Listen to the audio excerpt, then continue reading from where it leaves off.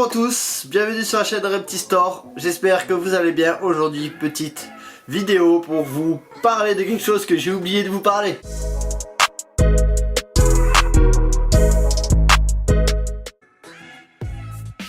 Aujourd'hui, on va parler de certains juvéniles que j'ai eu à l'élevage où j'ai complètement zappé de vous parler de ces naissances-là. Alors, on va voir tout d'abord les Python Curtus qui sont nés, donc les Black et les Chrome Head. Et on va voir aussi les Python Brongersmee de ma souche de sélection Redline, soit Albinos T+, soit double het Albinos T+, et Albinos T-. Dans tous les cas, c'est la souche Redline. Donc s'ils sont classiques, ils vont être extrêmement rouges. Et s'ils vont être albinos, ils vont être encore beaucoup plus rouges. Voilà. Je vais vous les présenter. Et puis vous me direz dans les commentaires ce que vous en pensez. Allez, pour commencer cette vidéo, on va commencer par un petit Redline. Le premier qui est sorti d'ailleurs. Et par contre, c'est assez impressionnant. C'est-à-dire que celui-là est complètement différent de tous les autres.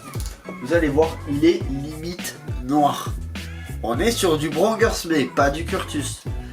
Donc pour avoir un Brongersmee aussi foncé, enfin j'ai jamais vu ça moi. C'est une femelle.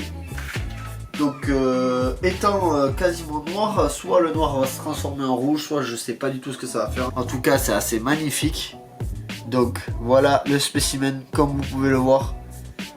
Extrêmement foncé, c'est hallucinant.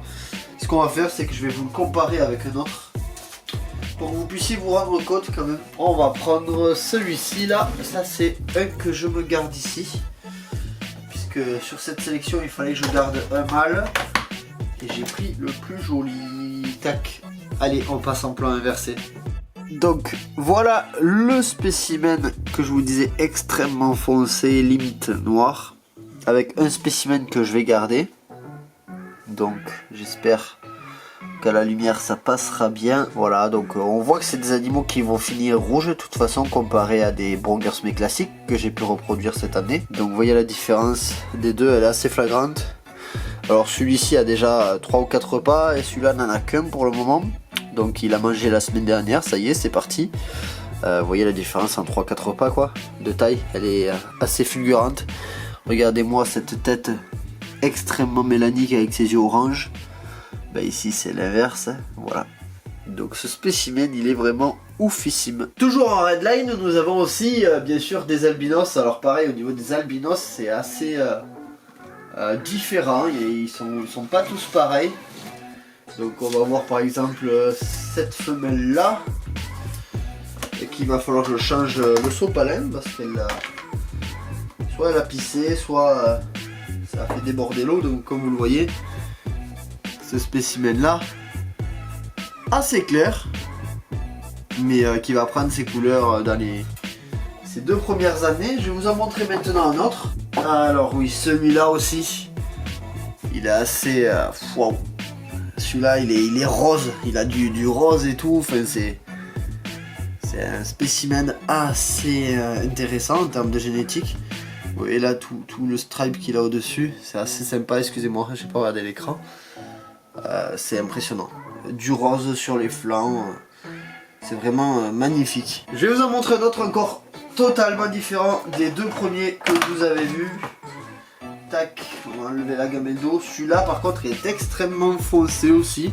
Alors c'est de l'albinos T+, hein, mais extrêmement foncé par rapport aux 2 premiers que vous avez vus. Il a du orange, enfin c'est assez ouf. Sur la première souche que j'ai reproduite, que vous avez vu dans les dernières vidéos, enfin dans les précédentes vidéos, les spécimens albinos ne sont pas comme ça, franchement. Ils n'ont pas de rose, ils n'ont pas de orange. Eux là, cette souche sélectionnée Redline a du rose, a du orange. D'ailleurs la femelle est rouge et noire avec des bandes de rose. Enfin, franchement c'est assez excellent. Faudrait que je vous la montre à l'écran. Voilà les amis, je vous les montre pas tous, il n'y a pas un grand intérêt. Maintenant on va passer sur les Python Curtus du coup. On va voir ça tout de suite. Alors là les amis, attention, spécimen de Python Curtus Chrome Head qui est disponible d'ailleurs, n'hésite pas si t'intéresse. Ouf, voilà, ouf, je pense pas qu'il y ait besoin de dire grand chose. Tu le vois, hein. Regarde-moi ses yeux bien orange, ses billes, cette tête chrome head, les motifs gris, donc ça bien sûr ça va s'accentuer en grandissant entre le noir et le gris. C'est impressionnant, regarde-moi ses yeux. Dis-moi dans les commentaires si ça te plaît. Allez, un autre spécimen à qui il va falloir que je change son sopalin. Là, comme vous pouvez le voir, c'est un black, c'est pas un chromède. Donc, comme vous pouvez le voir, il est pas tout à fait noir encore. Ça, c'est pareil, il va prendre ses couleurs dans les 2 premières années. Et comme vous pouvez le voir, donc cette femelle, elle est magnifique, potentiel de ouf aussi. Ils sont tous super. Les yeux un tout petit peu moins orange que le chrome, comme tu peux le voir. Mais ça reste quand même assez orange quand même. Donc voilà, après grosso modo ils sont à peu près tous pareils, hein. Il y a eu 3 ou 4 chromes sur la portée, le reste c'est que des blacks. Voilà les amis, c'était pour vous présenter les Pitogurtus et les Pittsburgh qui sont nés récemment. À l'heure où vous verrez la vidéo, ça fera déjà un petit moment qu'ils sont démarrés. Donc c'est des animaux qui sont bien sûr disponibles, que je peux envoyer dans toute la France via France Express.